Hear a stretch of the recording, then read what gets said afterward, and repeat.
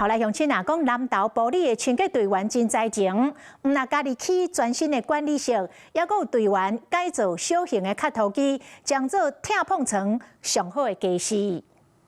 埔里鎮清潔隊全新的管理室員工啟用，讓隊員有更較好的工作環境，而且這個是隊員家己起的。舒適度也有差啦，比較不會有灰塵、將那個髒空氣跟臭味跑進來。加裝了飲水機什麼的，方便我們裝水。鐵啊，甲裝潢、水電線，逐項攏總是清潔隊的同事家己落去做的吼。這隊員真有才情，是逐項攏會曉，就連這台負責拆碰床的怪手，嘛是隊員家己改裝的。好作業更較有效率。你若一屆4、5個人，一早起拆格格嘛，差不多10外層，像用機械拆的，伊格格是2個人，1點鐘就聽到拆到10幾層啊。發揮因的這個創意腦力激盪了做的這個機械，我相信講比人工加足緊的這嘛是清潔隊才有法度安尼吼。公司嘛呼籲民眾開始配合糞掃減量加回收的工課，減輕清潔隊員的負擔。